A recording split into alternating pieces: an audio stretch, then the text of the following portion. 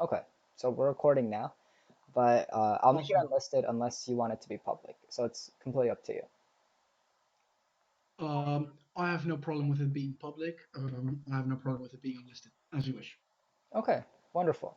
So you wanted to really explore a bit of the opening, and you told me that your opening repertoire currently is the Roy Lopez with white and the Carl Khan with black. Um, The serious ones, yes. yeah, so it's actually really good that you already know what your repertoire is and what you want it to be. I know that a lot of players at lower levels, they just play whatever they want, and then they end up getting into a position where they have no clue what to do, and then they end up struggling a little bit. So, what I wanted to do to begin with is actually just go over your game, and I went through and I just looked at it and saw like some interesting moments that I'd like you to take a look at. So, starting with e4, your opponent replied with e5, right? Yes. But what would you have done if your opponent, let's say, replied with something like h6? Um, you know, I'll give it a D4. Um, if that doesn't work, then maybe yeah, get control of the center. Exactly. Or I might have also played knight F3, which is a Yes. classic move. Excellent moves. So a lot of people actually don't even know why they're meant to play e5 as black, but obviously it's to control the d4 and to a lesser extent the f4 square. So it's good that you understand center control already. We play knight f3, controlling the squares again, and after knight c6, you played bishop b5, going to the Ruy Lopez. Very good. Wait, a6. sorry, let me just. Do I click sync so I can go into what you're seeing right Oh, yes, you should also probably reload the page. I've had this problem now? twice Oh, yeah. already. Yeah. Yeah, got it. Yeah, do you see like the blue arrow and the position right now with Yes, now I a6? do. I Okay, have to click sync. apologies. Uh, yeah, sorry. After a6, this is known as Morphy's defense. Have you studied the Roy Lopez yourself, or have you just been like you just like watched a video on it once or something, or? I have not studied it. I mean, I've played it. I kind of know what that playing what's it bishop a4 now is not really that great because you'll just get kicked and you lose a lot of tempo. Hmm. So I usually would exchange variation. That's about as far as I know. Okay, okay, that's interesting. All right. We're actually going to be exploring the Roy Lopez a little more in detail in the next chapter, but let's just continue with the game for now. After you took and D takes, I know that you understand why you're not allowed to take that pawn, so we'll just skip over that. You challenge the center, very good. Um, Here, after your opponent took on e4, what would you play now? Uh, in the game, you played c3, but I mean, if you had this position right now, what would you play? Um, right now, I'd maybe go for rook e1. Yeah, that's a fantastic move. It takes control of this diagonal, and this knight is actually lost because if the knight can't move away, and if it's defended like this, then well, okay, that's a bad defense because we can just take the bishop. But let's say it's defended like this, right? Then we can just play Hmm. f3, and now this knight is gone, right? Like no matter what black plays Okay. on the next move, we'll just take the knight.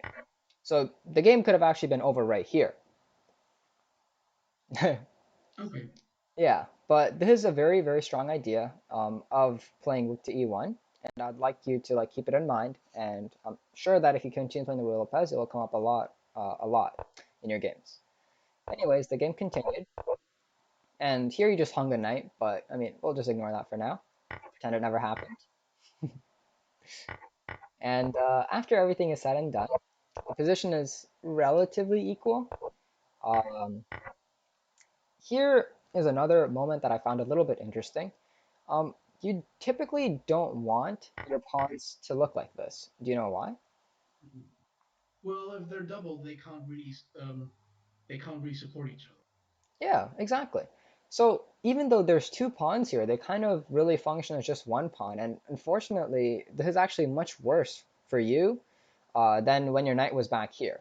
If I were playing this game, I would have probably moved like knight a3 and then back down to c2 and then probably gone here. Uh, Okay. I understand you had a concern with, not being able to move your knight out and you just wanted to trade it off or something. But generally Yep, speaking, that was my thoughts.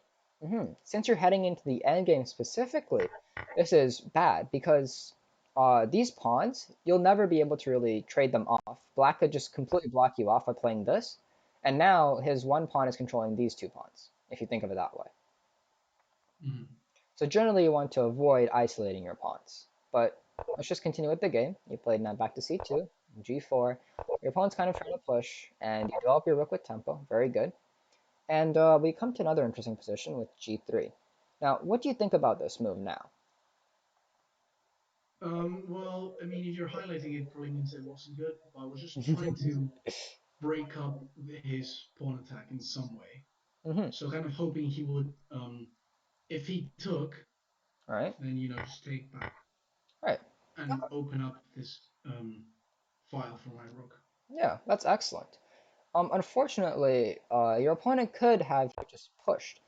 And now, as Yeah, you can see, your pawns are basically like castrated, and you'll have difficulty and problems with your king later on as well, because you can imagine if there was a rook here, then this kind of threat would be very scary for you because you'd be getting mated, right? You don't have any like escape scores here. yeah, Yeah, so generally you don't want to allow f3 uh, by your opponent. So a better idea would have after instead of g3 would have probably been f3 yourself. And you still accomplish what you wanted to accomplish. If takes takes, then this isn't like, I mean, at least you're breaking something up. For obviously taking with the rook here would be a bit of a blunder. Oh wait, never mind. It would be fine because this bishop is pinned. My bad. But yeah. So this would have been a lot better.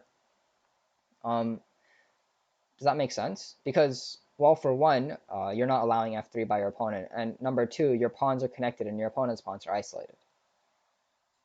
of course, I understand that. Okay, great. So let's just continue. Your opponent offered a trade, which is a bit of a mistake because it lets you get rid of your doubled pawns. Well, not really, but lets you get rid of one of your doubled pawns.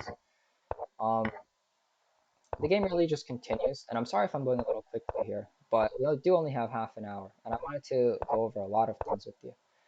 Um, this is all excellent, but I want you to kind of so here, right? When you got to this position, you were doing fine, and really, if you understood the fact that you had positional strength here of having these connected passed pawns, right?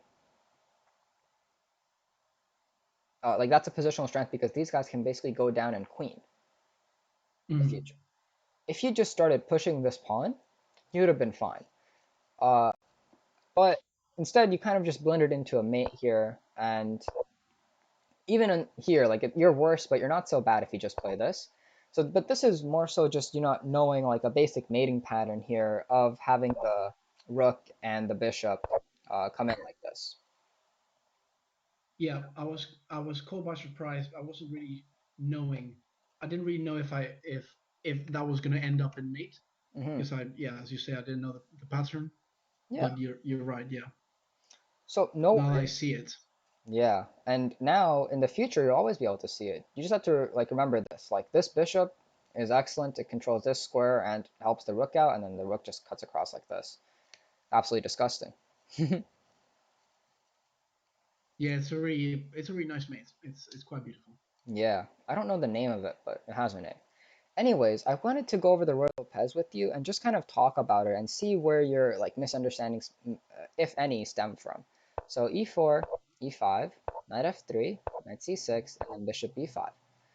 So obviously the point of bishop b5 is to, create this like long-term pin and also to hamper the defense of black's e5 pawn, right? Yeah. Now, if black plays knight f6, do you know why it's? I mean, if you just take here and black takes, you know why we can't take this pawn, right? So if I take queen can do if I take queen can do, this guy can just do this Yeah. or d7. Oh, sorry, e7. And Yeah. it's either way it's a lost uh, either pawn or a piece. If you're dumb enough to not move the knight. Yeah. Yeah. Basically, I mean, you do have some sort of defense here, but you're right. This is not very good for white. So it's good that you understand that trap. If knight f6, what would be your move here, typically I think speaking? I would just answer with knight c3. Right. So knight You know, c3 is. Mhm. no, sorry, I was just gonna say it's a solid move. Yeah, it's a very solid move. The most challenging move and the one that I want you to play is actually d4.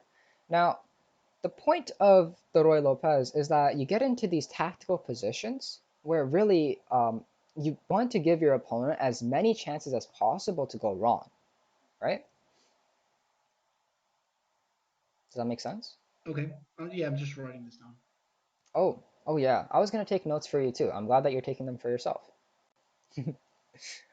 Anyways, after d4, a common, the simplest move really, e takes d4, opens up this e file for you, right? Okay. And how are you going to take advantage of that? Well, obviously by castling and putting your rook on the e file. Well, eventually. Now, obviously the knight can't take because you're protecting the pawn.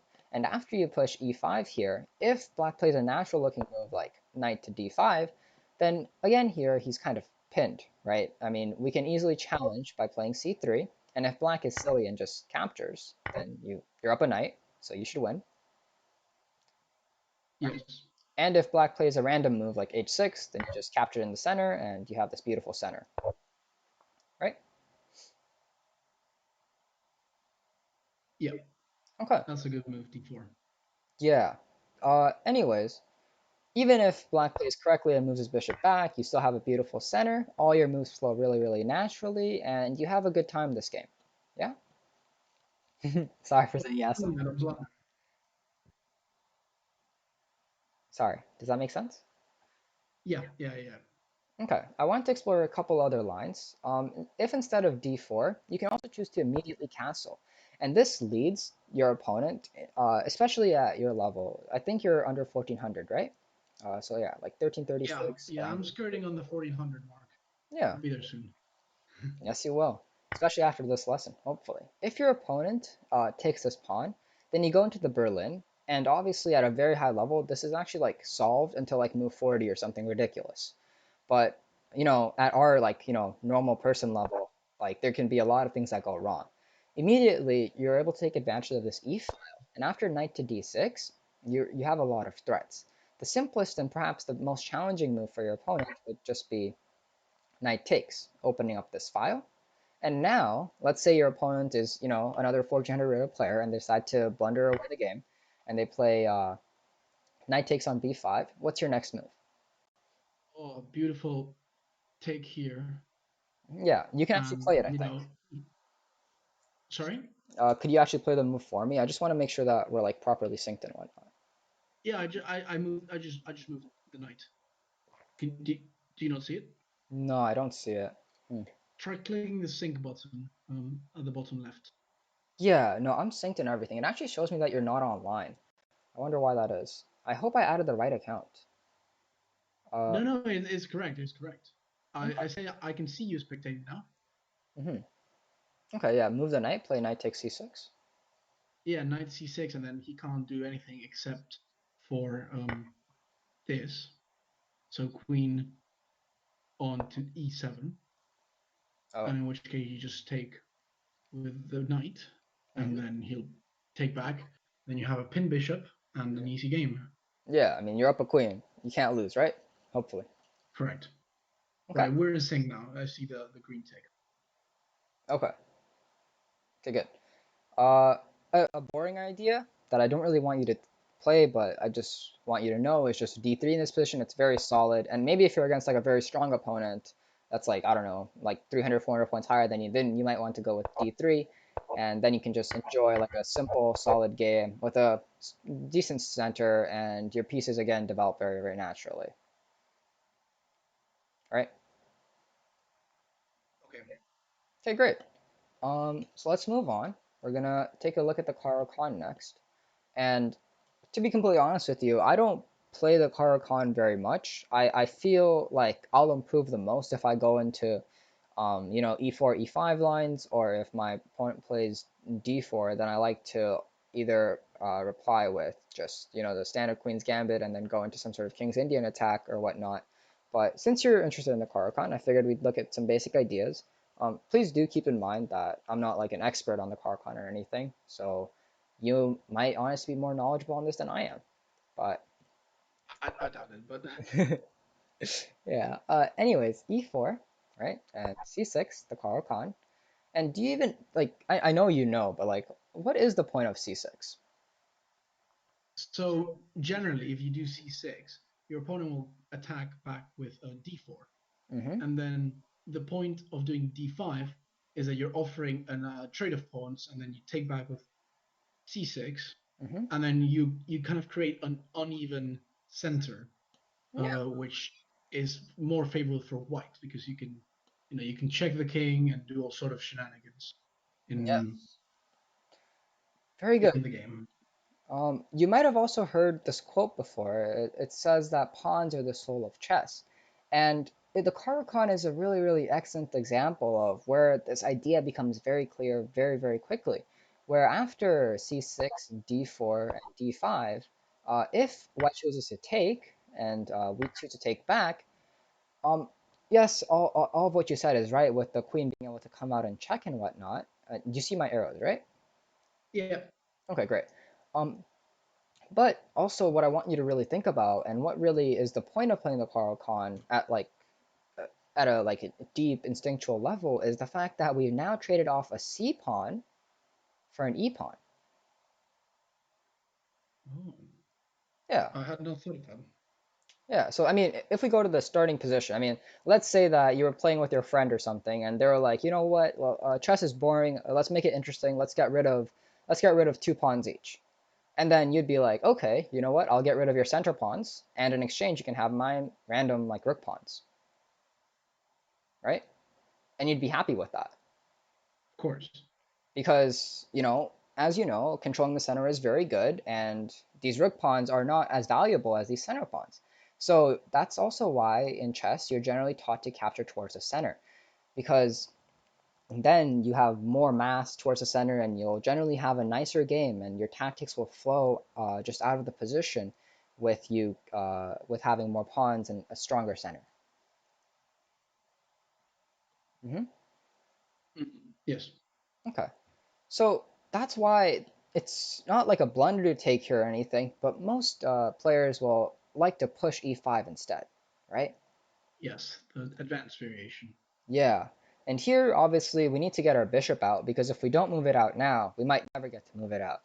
So Yeah. bishop f5, and after knight c3, we like to close up the center and also make room for other bishop. And after Yeah. something like, I don't know how often your opponents will play this line, but I mean, even Quite often. I've seen it a lot. with g4. Oh wait, no, I thought you were just talking about the advanced variation. Oh yeah, I meant the g4 line. This is the line that like I get if I ever play the Caro Kann. I tried playing a few games with it the other day just to like get a feel for it. And even at my level, people were already playing g4, and I thought that this was like ridiculous. But it's the best move and actually the one that gets played a lot alongside f4 as well, and then g4. Do you get this line at all or not? I have never seen it in a game. Oh, okay. Well, this is also the line that gets played at like higher levels as well, and the theory behind it is actually like pretty interesting. After we drop our bishop back, the knight comes to g2, because these squares that I've highlighted here in green are kind of blocked off for the bishop. And what white kind of wants to do is somehow crack through with their bishop on this square pointing at this diagonal, and they want to eventually advance their c pawn and attack from here, if that makes sense. Let me do this in red. Yeah. Okay. Um, Anyways, after something like c5, challenging the center and opening up a space for our knight ourselves, there's the h4 idea, and then we have to sacrifice a pawn here. It's some like pretty complicated stuff actually. I don't completely understand this myself either. But after something, if instead we played h6, which might look more natural, f4 comes, and then after knight c6, there's h5, and we've essentially just gone into a position where we're kind of cramped for space, and white has a great kingside attack. Yeah. And you still have two undeveloped pieces, Yeah. which you That's need to move in order to castle. yeah, and it's very hard to find squares for our pieces, right? I mean, where is this knight really going? Like, you might want Yeah. something like this, but I mean, that's ridiculous, right? You have to like Yeah. challenge somehow with f3 or something, but all bad stuff. Which is why we immediately play h5, and this leads to something like after knight f4, we bishop h7, and then we sacrifice this pawn. But the point of the Caro-Kann in this variation is essentially, well, these are your like natural moves that you'd like to play, but the point is, like we discussed earlier, we have a majority in the center by having traded a c pawn for a central pawn. And we have good chances of essentially one day queening one of these center pawns. And this is more so for like the end game, but you'll notice that at the end of the game, once you've traded off all your pieces and whatnot, you'll have more pawns in the center than your opponent, and you'll have an easier time converting that into a win. Okay. Okay, I hope that makes sense. Um, Yes, I understand the basic idea. Although you kind of moved a bit too fast, um, just after you we sacrificed a pawn oh, yeah, with h5. right. Okay, so after h5, it's so you understand why h6 is bad, right? Yeah, yeah, yeah. It creates too strong of an attack for them Yeah, if they push. and obviously if we don't do anything, if we just played something like a6, then this just loses a piece. Yeah. Oh well, it doesn't lose a piece actually, but I mean, wait, what? What was the line here? Uh, hmm, probably this somehow. Hmm. Yeah, I don't know. This looks slightly better for white. I'm probably missing something myself, but that's okay.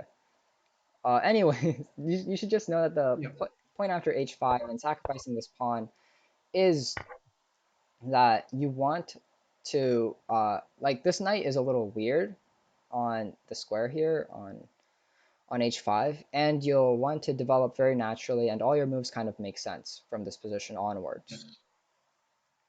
Yes. Does that make sense? Yeah. Okay, great. Um, so I've done the moves in green are like your immediate moves. Like any of these could be one of your next moves, basically. And then the moves in yellow are like your secondary moves. So after you've done the green moves, you want the yellow moves. And then the blue moves are like the end game moves. Yeah. So Okay. just queening those pawns, Yeah. as you said. Yeah. Uh, so this is the idea of the Carl. What I really want you to take away from it is the fact that this simple idea of c6 and after d4 d5 is that you want to incite white to basically give up like long-term center control by trading off an e pawn for a c pawn.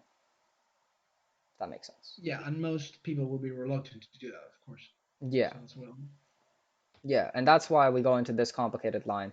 But honestly, uh, if the opponent doesn't play g4, then I'm sure that you know how to develop very well here. I mean, if the opponent plays something natural like this, then you can easily reply like this, and all your pieces again come out pretty naturally. And you want to push c5 someday. Yeah, c5 is one I like doing quite soon, Hmm. personally. Okay. It's probably better to support it first with knight d2, or sorry, knight d7, and then c5. But even just c5 by itself is fine. Okay. Yeah. Okay. Next, I wanted to start you off on endgame theory with the Lucena position. Have you ever seen this before? I've heard of it, and I tried to solve it once, but I never Never did gone. it. Yeah. Ages ago, I can't remember. Okay. Well, the problem is, if I try to just queen the pawn naturally, then I move my king out to c7 and I try and queen it. Black has perpetual checks here, and I can never like really get out of the checking ring. And if I do like step out over here, then this pawn is going to fall, and I'll never be able to queen essentially, right? Yeah. However, there's this idea of something called building the bridge, and I know that the Lucena position isn't really gonna like come up for you like a million times in your game or anything, but you said that you struggled a little bit with endgame theory, so I figured that I'd start you off on this because it's really the simplest way to start off with endgame theory. And what you want to take away from this is not like the moves or anything. I don't want you to memorize the sequence, but I want you to keep in mind the idea of building a bridge. So, um, the the idea is essentially after rook d3, the king can't move up, so the king must go away from the pawn, and we get some breathing space here. We have d4, or sorry, rook d4, which is the move that you have to, which is basically the only move you have to remember. And you'll see soon very quickly why we do this. After something like king to e6, these are going to be your next moves essentially. Uh, king c7, if the rook checks, then you'll play king b6, and after rook b1 checking again, you'll move to king, while still protecting this pawn, and then after something like rook c1, you have king b5. And in this position, with your rook on d4, if I check, what can you play? Well, if you can either you can play this, right? Can you see that move? I C7? No, I can't. Sorry, C5? Uh, no. The Oh, move is rook b4. oh. Sorry. No, it's okay. Yeah, I'm unsure as to why I can't see your moves. I haven't had this. Here, let me just try one more time, copying your username and making you a contributor. Maybe there's a different Wizard of Legend that I'm unaware of. But no, I don't know. Maybe it's just maybe just blame it on Lead Chess and continue on with our day, I guess. I'm sorry about that. It's no problem. Yeah, the move is Rook b4 because it shields the king from any more checks, and if Black takes the rook, then we get to make a queen. Right, hold on a sec. I'm just writing down the um kind of the pattern of the thing. Hmm. Right. All right. Sorry. You were saying? Yeah, the point is that we get to block or really provide shelter for our king rather, and if Black were to take the rook, then we get a free queen the next move, right? Hmm. And obviously you know how to win from there. And if not, then I mean we're gonna queen anyways. Like you can't stop me from queening here. Okay. Okay, excellent.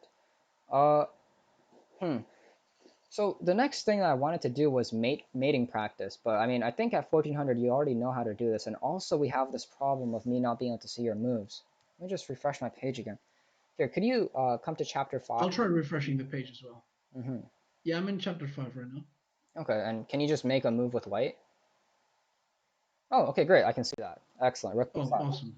All right, so here, why don't you just mate me? I know that you probably practiced this, but I mean, do you think this is I helpful for you? have. Okay. Oh, definitely, definitely. I never really usually get to the end game, Oh, so that's kind of why I need the practice. I'll okay. usually just resign, even though it's not a good idea to. Um, I'll just start with this. Okay.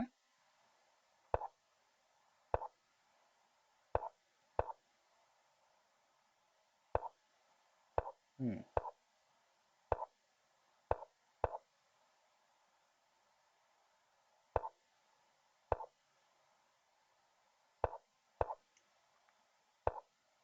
Okay. So you're cornering me off. You have the right idea.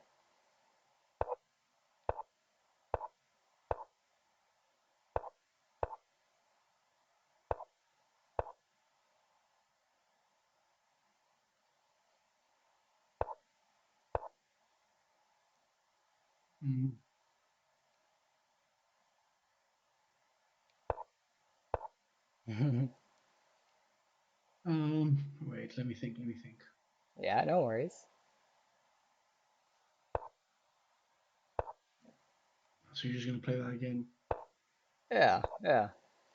I think that was almost actually threefold repetition. Oh, it was. It was. So that would have been a draw.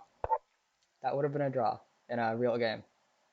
So yeah, I guess you do need some practice here. Oh God. No worries. Can't remember what this full sequence is. Damn it. Um, Let so me I let want to you. Hmm. bring you to the final. I know I'm trying to bring you to the file number, Hmm. no file. Or whatever. The last Oh frame. wait, yeah, I think I got you. I think There I you got go. you now. Yeah.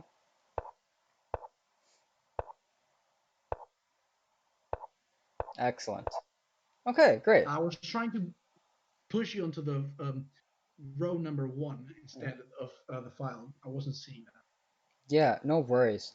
So if we just go back to the original position, really what you want to be thinking about is building a wall here, right? Instead of a bridge this time. After you move your rook down to b5, for example, you built this wall. And now I Mm-hmm. really only have 32 squares to play with, right? Yeah. And the position that you want to remember, I mean, your dream position essentially is, here, let me just, is this, with the kings like this Mm-hmm. and the rook on the side ready to push me down. And as you can see, the king controls these three squares. The rook is slicing across these three squares, so I'm forced to move back, right? Yeah. And after I move back, now I only have 24 squares to play with. So you essentially want to keep repeating this position over and over again. And you see how we're off sync here? Like, uh, Yes. like one by one move. You just want to waste a move with the rook, bring it to the other side. And if I run all the way to the edge of the board, I can't keep Oh, going. So I have to eventually bounce back, and then boom, we created this again. and then rinse and repeat until you. Yeah. So here, why don't you finish me off from here? You play white, and just apply That's. this idea. I got it now. I Hmm. think.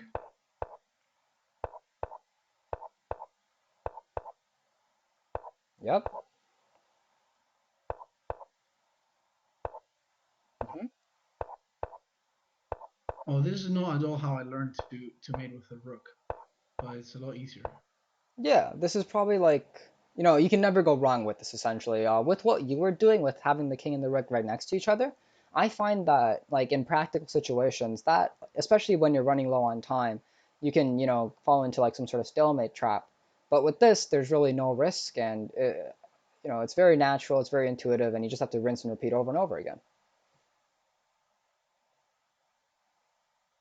Okay, I got it. Yeah. So now that we have around 5 minutes left, do you have any questions? Do you want to go over anything that we talked about today? Do you want to do anything else? I'm all yours. Um, I would like to go over just quickly Hmm. in the Rui Lopez. Right? Um, I'll just bring that up. D4. Hmm. That I kind of want to see again what kind of other moves um, I have if I don't if he doesn't take. Okay. So what would you want Black to do instead? I don't know, something like developing this one. Just an annoying check. Okay. Yeah, And now, I mean, now you have to move the bishop again. Where are you gonna move this bishop? Back here? Okay, great. I just got a free yeah, move in. Right? Like, and then you push it, right? That would be a good idea. yeah, pushing would be a good idea. And now this knight is a little awkward, right? I mean, if he comes out here, then it's lost. Mhm. And if he doesn't come out here, if he goes back, I mean, Black's like basically setting up for the Okay, next game already. So you can see how this is winning. yeah. So he's always going to play take.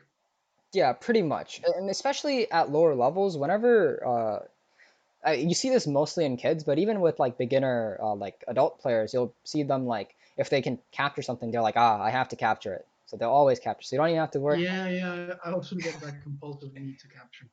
Oh yeah.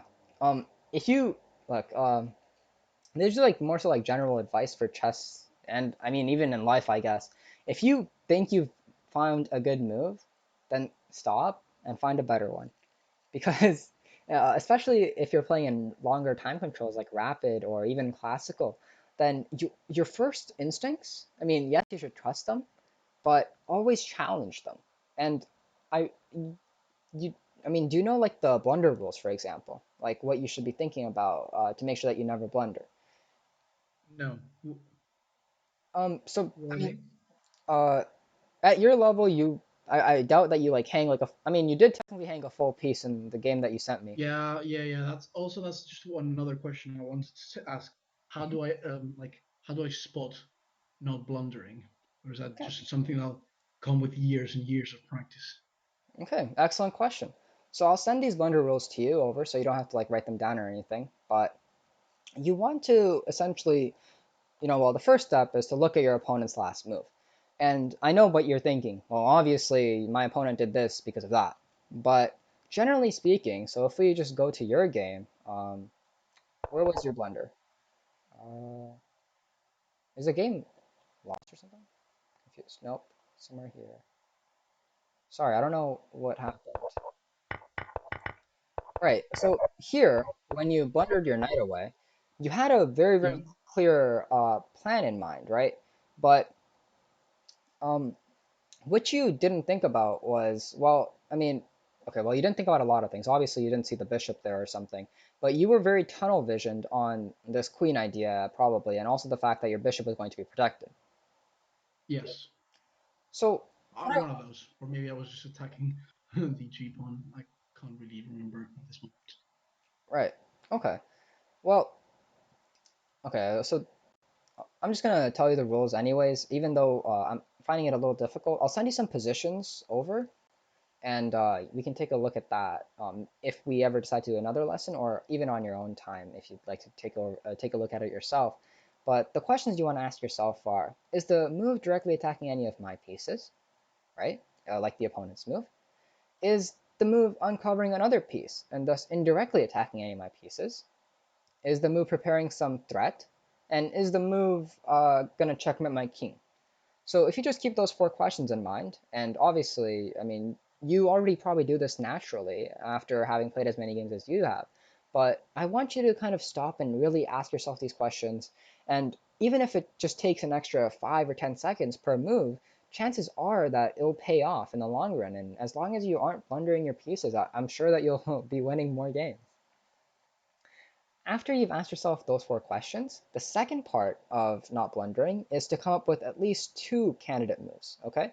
I don't want you to come up with five or like anything large. I only want you to come up with two, and I want you to seriously consider them. And what do I mean by seriously consider? I mean, I want you to visualize them.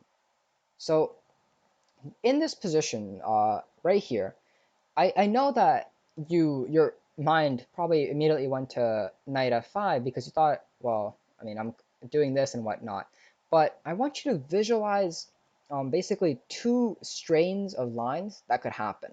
And that's it. I don't want you to do more than that because it would take too long, and I don't want you to do less than that because it's not really doing justice to chess essentially. So you want to think, well, after I do this, what could happen? I want you to go four half moves deep. So what does like four half moves basically just means like two full moves. So like this is a half move, and then this is another half move. This is the last half move, and then this is like, or rather, black's turn is that. And I mean, Yeah. that's probably like what you do, but I want you to do it more concretely. So that's like one line that we just visualized, right? And then I want you to stop, go back, and then visualize another line. So now when you think of this again, I want you to think, well, what else could black do? Oh, right, black could just take. But I mean, this might not be the very best example, so I will send you those positions to take a look at again. But you'll generally find that once you even just think four half moves ahead in a line, you'll find that, well, one, it's not that hard to do, and that two, it will greatly, greatly reduce the number of blunders that you have in the game. Okay. Okay. I get it. I Yeah. was gonna ask just one final thing, hmm but it's slipping my mind in this moment. Yeah, yes. Do you so you would recommend just to stop blundering, playing longer time periods? Yeah, I mean, you So don't have to play I too prefer long. playing blitz because it's just more fun. hmm But yeah, so maybe some classical or like some 15 plus 10 minute chess. Yeah, I mean, if you want to improve, right? I mean, I don't know where you want to go with chess. If chess is just a hobby for you and you don't really want to improve too much, I mean, playing 3-0 or 10-0 all day is fine. But real like chess is such a deep and complex game that you could really stare at a board for 6 hours and still find something new, right? And um, so I would recommend definitely playing some 15 plus 10. I don't know how you'll find playing something as long as like 30-0, for example, or even like 45-0. But those are generally actually considered like short time formats if you ever go to a tournament. Have you ever been to like a real life tournament for chess? No, I played one in uni, but it was a blitz tournament. Oh, yeah, exactly. I mean, our culture is like, we're like we have like small attention spans and whatnot with smartphones. But if you like go to like a rated chess tournament, then like the games are like 90 minutes each side at least, or most serious tournaments consider themselves to have at least 90 minutes plus 30 seconds.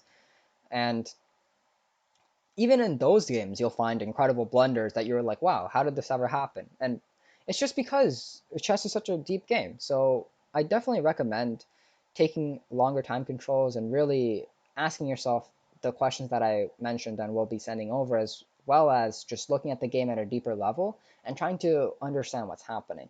If we had more time, I would honestly love to go over pawn structures more with you because I think that might also help.